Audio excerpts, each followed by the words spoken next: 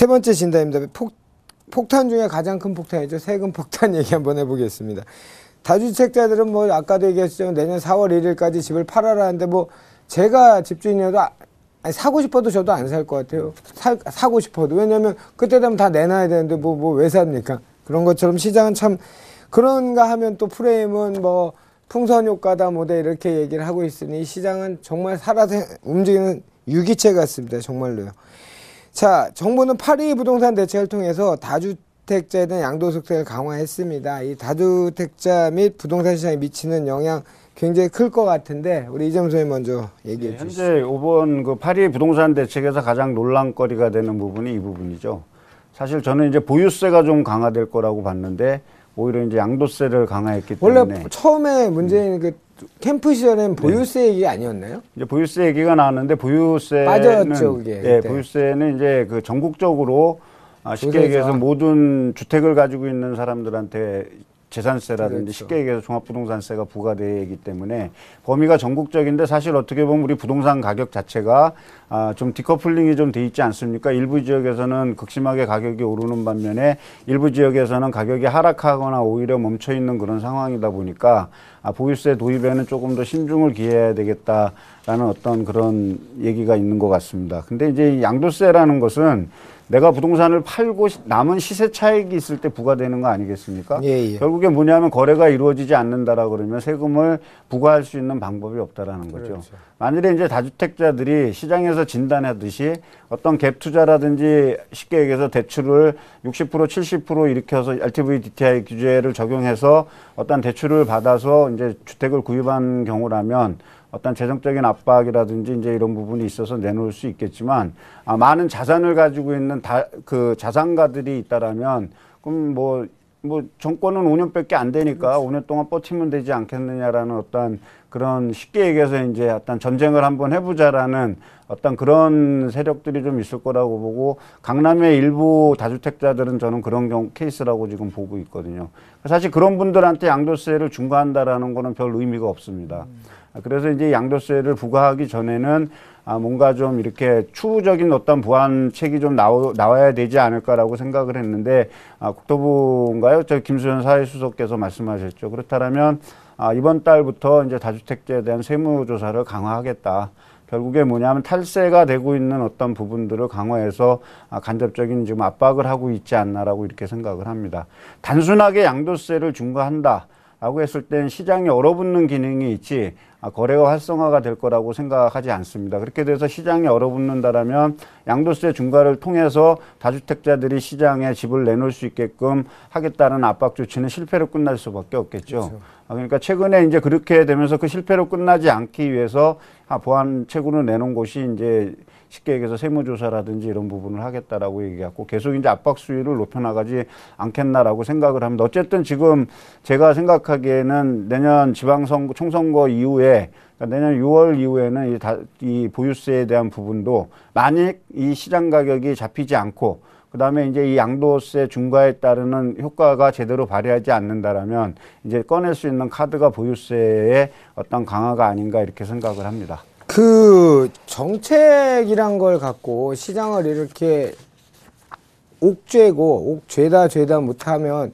그 반작용에 튀는 거 굉장히 크는 걸 저희가 근데 이제 이재문 소장님은 그 방향성 자체가 맞기 때문에 계속 규제가 나올 거라고 지금 생각하시는 거잖아요. 그러니까 제가 생각해서 저하고 이제 사고방식이 맞다라는 것이 아니라 이제 주택을 어떤 기능으로 보느냐의 어떤 부분에 이제 시각적인 차이가 있는 것 같습니다. 그러니까 저는 그렇게 생각하는 거죠. 예를 들면 정책이란 거는 국민이나 전문가나 입안하는 사람이나 예측 가능하고 지속성이 있어야 된다 생각하는데 예측 가능하지가 않으니까 이것이 문제라는 거죠. 예를 들면 재건축만 잡는 게 아니라 재개발의 임대주택 비율 같은 것도 조합이나 이때까지 뭐 조합계 승인받고 사업 시행인가 다 받았는데 갑자기 그 임대주택 비율을 최저 하한선은 5%에서 뒀단 말이죠. 서울은 10%로. 예, 10%. 그러면 일단은 그건 재산권 문제지 않습니까? 예. 그러면 임대주택이 있으면 일반 분양을 못하면 굉장히 추가 분담금을 더 내야 된다든지 뭐 여러 가지 이런 문제들이 생길 수 있잖아요. 그래서 그런 것들이 예측 못하는 그런 것들이 너무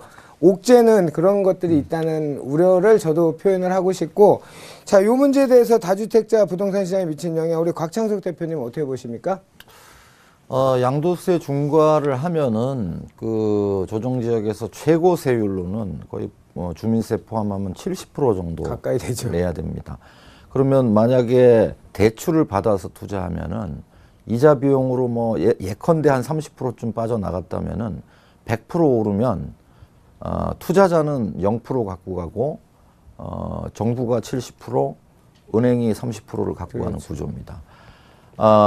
대출 이자에 대한 그 비용 공제 제도가 우리는 매우 미약하기 때문에 그런 결과를 나올 수 있습니다. 누가 투자할 수 있겠습니까? 이제는 다주택자들이 뭐 여분의 주택을 사는 행위를 안 하겠죠. 거의. 예.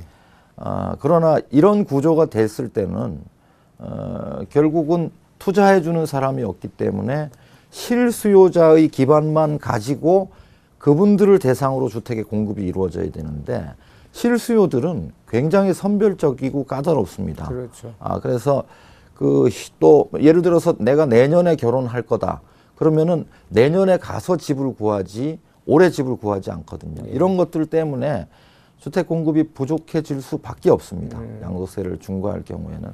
그래서 제가 계속 말씀드리지만은 결국은 투자자가 늘어난다는 거는 집값이 뛸 것 같으니까 늘어나고 실수요자들도 집값이 오를 것 같으니까 사는 거고요.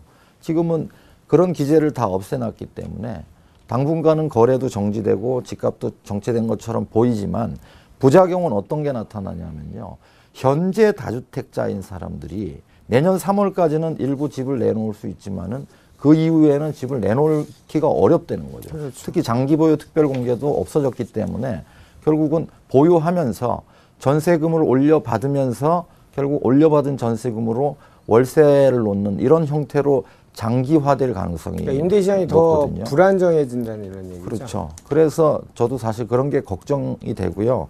그래서 과연 이런 정책을 전 세계적으로 이렇게 강하게 정책을 하는 나라들이 없거든요. 부동산에 대해서. 그래서 저는 오히려 부작용이나 후폭풍이 더 우려되는 한 사람입니다. 자, 이춘남 본부장님, 현장 뭐 휴가철에서 다 조용할 텐데 더 조용하겠네요. 어떻습니까? 네, 맞습니다. 지금 다주택자들이 선택권이 없다는 게 심각한 문제예요. 예를 들어서 재건축 사업 승인 신청을 한 재건축 아파트를 한 개 가지고 있고 다른 주택을 한 개 가지고 있다면 지금 재건축 조합원의 지위를 양도할 수 없기 때문에 그렇죠. 이 다주택자는 그 외의 주택을 매도해야 되는 상황이거든요.